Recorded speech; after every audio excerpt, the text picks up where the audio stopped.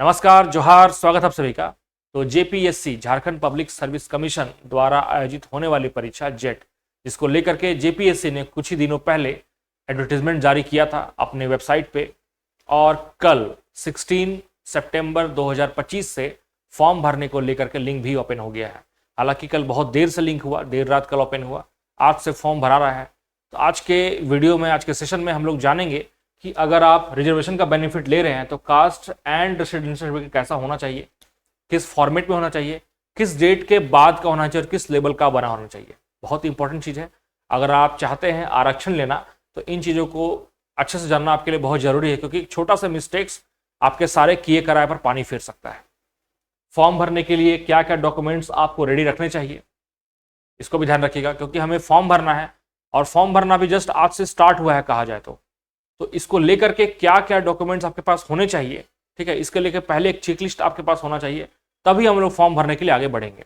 ठीक है, हम लोग जानेंगे हर एक चीज, प्रोसेस, इंपॉर्टेंट डेट्स के बारे में, सैलरी क्या रहता है एक असिस्टेंट प्रोफेसर का, और क्या क्या प्रमोशन के स्कोप है। ठीक है, आज का वीडियो बहुत इंपॉर्टेंट रहने वाला है, ध्यान दीजिएगा। सबसे पहले जाने कि डेट ऑफ ऑनलाइन एप्लीकेशन 16 सितंबर से लेकर के 6 अक्टूबर तक होने वाला है, 11:45 रात तक। ठीक है, इसके बाद करेक्शन विंडो है। ठीक है, करेक्शन विंडो है आपको 8 अक्टूबर से लेकर के 10 अक्टूबर तक। हालांकि इसका यूज, इस डेट का यूज हमें ना करना पड़े, इस बात का खास ध्यान रहे, और इस डेट में हमें यूज ना करना पड़े इसलिए आज का वीडियो अधिक जरूरी हो जाता है आपके लिए। ठीक है, लास्ट सबमिशन 7 अक्टूबर है। क्या फी जमा करने का लास्ट डेट है 7 अक्टूबर तक।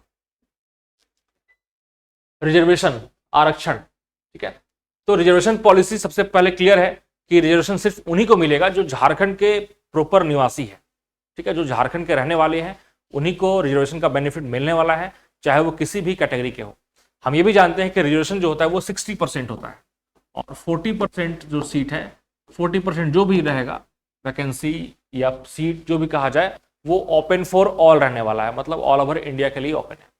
ठीक है, अब बात करें कि local residence, caste, non creamy layer, income and asset certificate, ये तो हम जानते हैं, ये आवासीय और ये जाति के लिए है। ये जो नॉन क्रीमिलियर की बात किया है, नॉन क्रीमिलियर BC1 और BC2 का जो कास्ट सर्टिफिकेट बनता है उसमें ये मेंशन आपका जरूर होना चाहिए। इसके बिना वो वैलिड नहीं रहेगा, या इसके बिना आपको रिजर्वेशन का बेनिफिट नहीं मिलने वाला है। ठीक है, ये जो लिखा है इनकम एंड एसेट सर्टिफिकेट, वैसे लोग जो कि EWS कैटेगरी के अंदर आते हैं, इन्हें भी झारखंड सरकार में 10% का आरक्षण मिला है, तो इनके लिए ये जरूरी होता है। इनके संदर्भ में लिखा होता है, जो इस कैटेगरी से बिलोंग करते हैं उन्हें ये भली भांति पता है। और ये जो भी सर्टिफिकेट है वो एजुकेशनल पर्पस में नहीं होना चाहिए, मतलब आपका जो सर्टिफिकेट रहेगा आपके पास, उसके ऊपर क्लियर मेंशन होना चाहिए कि ये सर्टिफिकेट मान्य है सभी चीजों के लिए, सभी चीजों के लिए, या फिर प्रयोजन के लिए, नौकरी के लिए, मतलब एजुकेशनल पर्पस ओनली ये नहीं लिखा रहना चाहिए, इस बात का ध्यान रखिएगा। ठीक है, अब यहां बात किया horizontal reservation, to avail the benefit of horizontal reservation for women, PWBD, person with benchmark disability, sports quota, primitive tribes, it will be mandatory to upload the local residence certificate issued by the Jharkhand government. मतलब आप इस category के भी आते हैं तो भी आपका झारखंड का रहना अनिवार्य है। हॉरिजॉन्टल रिजर्वेशन क्या होता है इसके बारे भी आप समझ जाइए कि इस, अगर आपको मिल रहा है, जैसे कि हर एक सीट्स में जब वैकेंसी आएगा या फिर इसको लेकर के जो हॉरिजॉन्टल रिजर्वेशन होता है, इसका अपना एक मतलब होता है। सपोज दैट कि 100 सीट, समझिएगा, सपोज दैट कि 100 सीट्स है, हम जानते हैं कि 60% जो है वो रिजर्व है, और इसी 60% के अंडर में रिजर्वेशन का एक और कैटेगरी होता है, वो होता है हॉरिजॉन्टल। जैसे कि ऐसा लिखा हुआ है कि वुमेन के लिए 2 है, ठीक है ना, तो अगर इस 60% में 2 विमेन आ गई, ठीक है ना, तो ये हॉरिजॉन्टल रिजर्वेशन का काम यहीं पे कंप्लीट हो गया। इसका ये सीधा सीधा मतलब होता है। ठीक है, इसको लेकर के मैं डेडिकेटेड एक वीडियो बनाऊंगा, जिसको लेकर के अगर थोड़ा बहुत कंफ्यूजन रहे तो वो दूर हो जाए आपका। उसके बाद the benefit of reservation vertical या हॉरिजॉन्टल, हम लोग जो यूज करते हैं ST, SC, BC1, BC2, वो वर्टिकल होता है।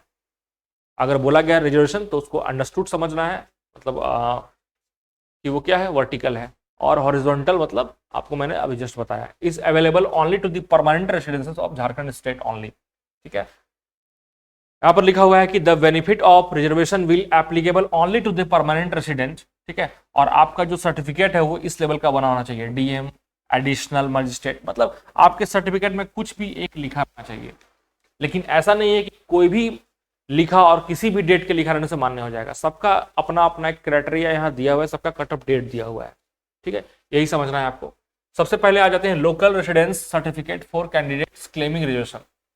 मतलब बात किया गया अगर स्थानीय प्रमाण पत्र का, अगर आप उसके द्वारा क्लेम कर रहे हैं तो यह लिखा हुआ है कि अगर आपका जो लोकल या फिर रेसिडेंशियल सर्टिफिकेट बना हुआ है तो वो 2/6/2016, ये डेट याद रखिएगा, 2/6/2016 के बाद का होना चाहिए, ठीक है ना। और किस लेवल पर होना चाहिए? एसडीओ लेवल का होना चाहिए। अब यहां पर कुछ बातें हैं, 2016 के बाद का अगर एसडीओ लेवल का है, बाद मतलब अभी तक 2016 से लेकर के अभी तक किसी भी डेट में अगर आप एसडीओ लेवल का बनाते हैं स्थानीय प्रमाण पत्र, तो मतलब क्या है, वो मान्य है। लेकिन अगर आपका सर्टिफिकेट सर्किल ऑफिसर या फिर बीडीओ, बहुत सारे लोगों का बीडीओ भी होता है, मतलब कि अगर आपका जो सर्टिफिकेट है लोकल रेसिडेंशियल वो 19/7/19 के बाद का है, ये डेट या इसके बाद का है, तो वो इस लेवल का ही बना हुआ है सर्किल ऑफिसर या बीडीओ लेवल का, तो मान्य रहेगा। लेकिन इससे पहले है, इस डेट से पहले और इस डेट के बाद जो डॉक्यूमेंट्स बना हो वो एसडीओ लेवल या फिर डीसी लेवल का ही मान्य रहेगा। एसडीओ या फिर डीसी डीएम ये भी मान्य रहेगा, ठीक है ना, मतलब इसके इक्विवेलेंट, ठीक है। कंफ्यूजन रहा होगा, दोबारा आप देख लीजिएगा वीडियो को बैक करके। The local residence certificate issued by the circle officer level before 1907-19 will not B invalid, not be valid. लिख दिया मैंने जो बात बोला कि अगर इस डेट से पहले का और इस लेवल का है तो वो वैलिड नहीं होगा। अब बात करें residence certificate issued from any level, किसी भी लेवल का हो और इस डेट से पहले का हो तो वो भी वैलिड नहीं रहेगा, ठीक है। सारी बातें लिखी हुई है, आपके लिए बहुत जरूरी है कि ये जो डॉक्यूमेंट्स जो भी आते हैं जेपीएससी के द्वारा उन्हें आप जरूर पढ़िए, ठीक है ना। अभी ओटीआर जब हम लोग फॉर्म भरेंगे उसके बारे में भी जानेंगे। A local residence certificate issued in a form other than form mentioned in the appendix shall not be valid। मतलब जो यहाँ पर लोकल रेसिडेंस का फॉर्मेट दिया हुआ है फॉर्म में, आपको उसी फॉर्मेट में चाहिए। हालांकि जो भी झारखंड सरकार के प्रज्ञा केंद्र हैं जहां से डॉक्यूमेंट्स बनते हैं वहां पे जनरली इन जनरल इसी फॉर्मेट में बनाए जाते हैं, वहां पे आपको प्रॉब्लम नहीं होना चाहिए। Local residence certificate issued after the last date of submission of application will not be valid. अभी 2 दिन पहले ही हाईकोर्ट का एक जजमेंट भी आया, झारखंड हाईकोर्ट का ही, कि अगर आप आरक्षण का बेनिफिट लेना चाहते हैं या किसी भी चीज़ का बेनिफिट लेना चाहते हैं, इवन कि आपका जो वैकेंसी है, ठीक है ना, या फिर कोई भी एग्जाम निकला हुआ है, सपोज दैट मास्टर डिग्री निकला हुआ है, तो एग्जाम फॉर्म भरने का जो लास्ट डेट है तब तक आपके पास वो सर्टिफिकेट होने चाहिए। अब यहाँ जो लिखा हुआ है उससे छोड़ के मैं बात कर रहा हूँ, ठीक है ना। जैसे कि अगर आप दावा कर रहे हैं कि मैं फलना जाति का हूं और झारखंड का रहने वाला हूं, इसका मतलब फॉर्म भरने का जो लास्ट डेट है इट मींस कि 6 अक्टूबर 2025, इस डेट तक आपके पास लोकल सर्टिफिकेट और कास्ट सर्टिफिकेट आपके पास होना ही होना चाहिए। अगर इसके बाद का आप बनाते हैं तो वो इस फॉर्म के लिए वैलिड नहीं होगा। अभी तो आप प्रोविजनली सिलेक्ट हो जाइएगा, लेकिन at the time of document verification आपको रिजेक्ट कर दिया जाएगा ड्यू टू दिस रीजन, ठीक है। Local residence certificate issued on the basis of father या हस्बैंड विल बी वैलिड। मतलब आपका जो भी लोकल रेसिडेंट होना चाहिए सर्टिफिकेट वो आपके फादर या हस्बैंड के ही ग्राउंड पे होना चाहिए। अब हम बात करेंगे कास्ट सर्टिफिकेट, जाति प्रमाण पत्र for SC and ST, schedule caste and schedule tribes के लिए, ठीक है। यहाँ पे देखिएगा 3 पॉइंट दिया हुआ है। पहला नंबर पॉइंट पे है कि ये फॉर्मेट होना चाहिए अगर, तो कोई भी इनमें से जितना यहाँ पोस्ट दिया हुआ है डिस्ट्रिक्ट मजिस्ट्रेट, एसडीओ, डीसी, ये सारे लेवल के चलेंगे, फॉर्मेट आपका ये होना चाहिए, लेटर नंबर दिस डेट, ये आपके सर्टिफिकेट में ये मेंशन रहता है, जरूर ध्यान से पढ़िएगा, ठीक है। उसके बाद फिर अगला पॉइंट है कि आपका अगर ये सब है, बहुत सारे पोस्ट मैंने पॉइंट नंबर जो 1 बताया वहां से मिलते होंगे, सारे मैच नहीं करते होंगे, ठीक है, तो यहाँ पर क्या होगा वो आपका इस फॉर्मेट में होना चाहिए, ठीक है। हो सकता है मैच करते भी हो, तो आप जरूर देख लीजिएगा कि ये फॉर्मेट में आपका ये फॉर्मेट होना चाहिए और इन्हीं में से कोई पोस्ट का आपके द्वारा जो आपने बनाया है जाति प्रमाण पत्र, अगर आप एसटी एससी है तो ये फॉर्मेट में होना चाहिए, ठीक है। इसके बाद cast certificate issued by authority not below the rank of SDO SDO से नीचे का रैंक नहीं होना चाहिए और इस फॉर्मेट में होना चाहिए। ठीक है, तो आप एक बार अपना जाति प्रमाण पत्र देख लीजिएगा, कोई ना कोई फॉर्मेट आपका मैच कर ही जाएगा, यहाँ पर प्रॉब्लम जनरली नहीं होता है। अब बात करें for BC1 category, extremely backward class BC1 and BC2 category के लिए कास्ट सर्टिफिकेट क्या क्या होना चाहिए। यहाँ पे लिखा हुआ है non creamy layer caste certificate issued by any of the competent authority of Jharkhand. ठीक है ना, ये जो फॉर्मेट दिया हुआ है letter number 1754 and this date, ठीक है, ये लेटर में आपका लिखा रहेगा आपके सर्टिफिकेट में, और ये कोई ना कोई अथॉरिटी का साइन किया हुआ रहेगा। ठीक है, लेकिन ये ध्यान देना है कि नॉन क्रीमिलियर उसे मेंशन होना चाहिए ही चाहिए। ठीक है, ऐसा होता है किसी केस में कि नॉन क्रीमिलियर जो होता है एक्सपायर्ड जाता है, तो उसके लिए अपेंडिक्स दिए हुए हैं, इसको ध्यान से पढ़िएगा, आपका जो भी डाउट है वो क्लियर हो जाना चाहिए। ठीक है, इन सारे पॉइंट्स को आप जरूर ध्यान रखिएगा। नोट यहाँ कहने वाली बात है, if in cast certificate issued bye Jharkhand government it is mentioned that Form 11 is required in, then the certificate relating to Form 11 non-creamier should also be enclosed, otherwise admissibility of reservation category as per claim will not be given। मतलब non creamy layer उसमें enclose होना ही चाहिए साथ में। ठीक है, या फिर फॉर्म 11 जो दिया हुआ है, मेंशन यहाँ किया हुआ है। फॉर EWS कैटेगरी, ऐसे सेक्शन के लिए क्या है, उनका भी एक बनता है, उनके लिए कोई खास फॉर्मेट नहीं है। ठीक है, एक ही तरह का बनता है अभी तक झारखंड में, तो आप जरूर जो डेट है जाके बनवा लीजिए। रिजर्वेशन अंडर PWBD, अगर आप रिजर्वेशन ले रहे हैं विकलांग कैटेगरी में, दिव्यांग कैटेगरी में, तो भी आपके पास डॉक्यूमेंट्स होना चाहिए प्रॉपर, जिससे आप रिविजन ले पाए। ध्यान रखिएगा सारे डॉक्यूमेंट्स को आपको अपलोड करना है। ठीक है, तो अपलोड करने के लिए जाहिर सी बात है आपके पास बना रहना ही चाहिए, नहीं बना रहेगा तो आपको बाद में जनरल कैटेगरी में शिफ्ट कर दिया जाएगा। ठीक है, process of registration and application बहुत ही थोड़ा सा कॉम्प्लिकेटेड है, लेकिन बढ़िया भी है, क्योंकि लेकिन गलती करने का कोई गुंजाइश नहीं होना चाहिए आपके लिए, तो ध्यान से भरिएगा। आप एक बात आपको और बता दूं, फॉर्म भरने को लेकर के डिटेल वीडियो, कैसे फॉर्म भरना है, कहाँ क्या भरना है, उसको लेकर process step by step video मैं अपलोड करूंगा। एक बार थोड़ा सा ध्यान से इस वीडियो को देख लीजिए, सारे डॉक्यूमेंट्स जो JPSC ने अपने वेबसाइट पर अपलोड किया है सबको अच्छे से पढ़ लीजिए, उसके बाद ही फॉर्म भरने की तरफ अपना कदम आगे बढ़ाइएगा। ठीक है, यहाँ पे है कि candidates have to apply for JET online only access website JPSC, मतलब आपको सिर्फ JPSC के ही वेबसाइट को एक्सेस करके फॉर्म को भरना है। ठीक है, कि हमको फर्स्ट में ये, सेकंड में ये और थर्ड में ये देना है। ठीक है, आपका जो एग्जाम सेंटर पड़ेगा ये से 3 में से एक में पढ़ने वाला है। ऐसा पॉसिबिलिटी होगा कि फर्स्ट में ही पढ़ जाए, किस्मत सही रहा तो, नहीं तो सेकेंड या थर्ड में पढ़ ही जाना है। ठीक है, और सर्टिफिकेट इफ एप्लीकेबल, अगर आप बेनिफिट ले रहे हैं रिजर्वेशन का तो सर्टिफिकेट आपको होना चाहिए। कोड ऑफ जेट सब्जेक्ट्स, हर एक सब्जेक्ट का अपना कोड है जो कि एडवर्टीजमेंट में दिया हुआ भी है, उसे भी आपको ध्यान रखना है कि ऐसा नहीं कि 40 मेरा कोड है 41 भर दिए, ऐसा मिस्टेक होगा तो आप बाद में पछताइएगा।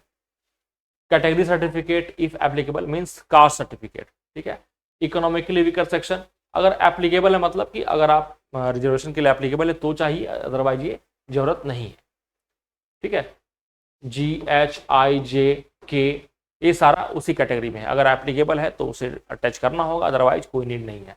Email address and mobile number of candidate ये होना ही चाहिए, ये मस्ट।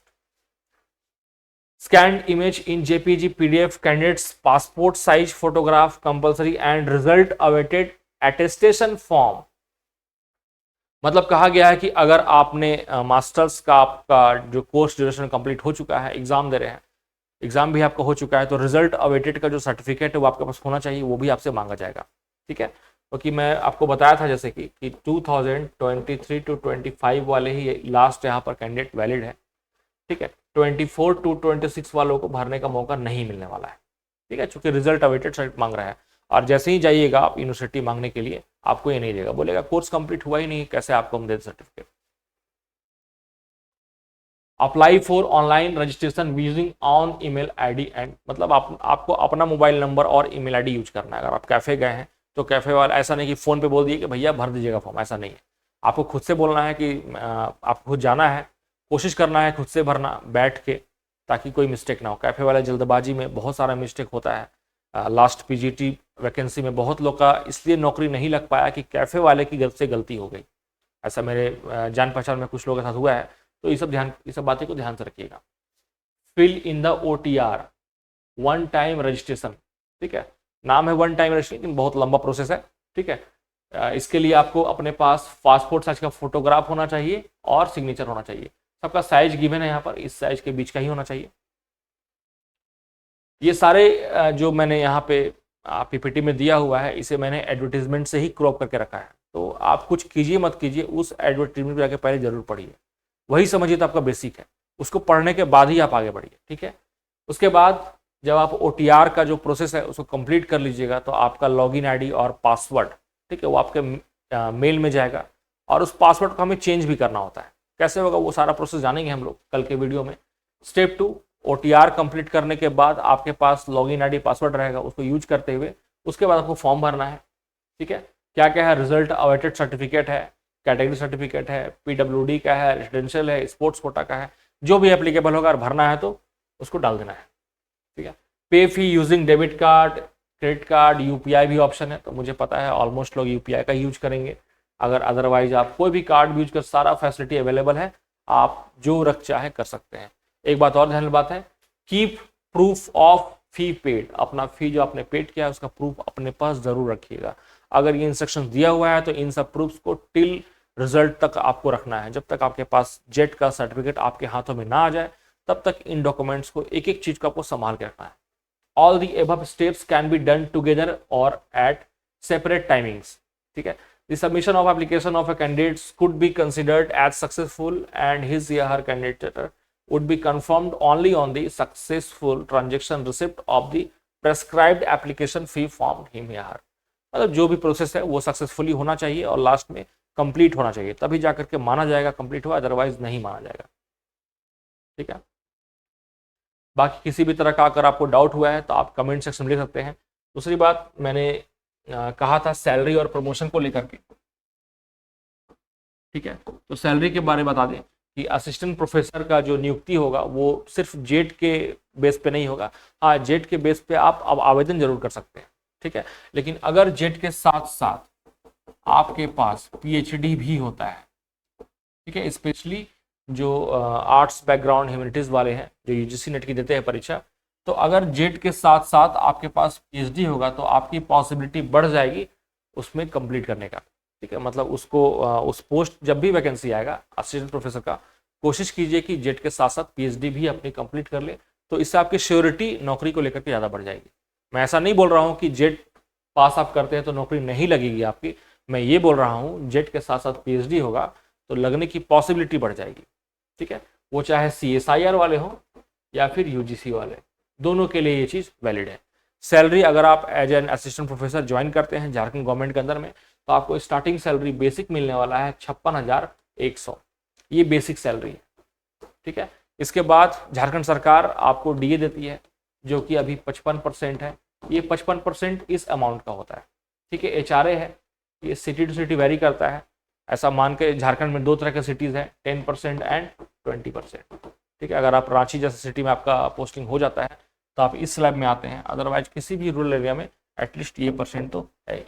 साथ में मेडिकल और भी कुछ कुछ पर्क्स मिलते हैं इस नौकरी के लिए। और बात करें प्रमोशन का, सबसे अट्रैक्टिव पार्ट इस पोस्ट का प्रमोशन ही है। प्रमोशन के लिए इसके बाद आप एसोसिएट प्रोफेसर के रूप में जाते हैं, लेकिन एसोसिएट प्रोफेसर के लिए भी आपके पास PhD होना अनिवार्य होना चाहिए। अगर आप जेट के बेस पे इन केस रिक्रूट कर लिए जाते हैं तो PhD आप कीजिएगा तो ही एसोसिएट प्रोफेसर बन सकते हैं। हम जानते हैं कि ये जो सैलरी होता है ये लेवल 10 का होता है, ठीक है ना, लेवल 10, और ये जो एसोसिएट प्रोफेसर का मैं बात कर रहा हूँ ये होता है लेवल 13। सैलरी में काफ़ी ज़्यादा इंक्रीमेंट हो जाता है। तो अगर आप इस पोस्ट के लिए आगे बढ़ रहे हैं तो मेरा एक सुझाव रहेगा कि आप PhD को लेकर के या तो इनरोल्ड कहीं हो जाइए, या तो अगर आप कर रहे हैं, प्रक्रिया आपकी चल रही है, तो उसे as soon as possible complete कर लें, ताकि जब भी बहाली हो उसको लेकर के आपकी श्योरिटी दावेदारी और मजबूत हो। बाकी किसी भी तरह का डाउट हो कमेंट में लिखिए, मैं कोशिश करूँगा समय निकाल करके आपके कमेंट्स, आपके सवालों का जवाब देने का। बाकी वीडियो में एंड तक रहने के लिए बहुत बहुत धन्यवाद। जय हिंद।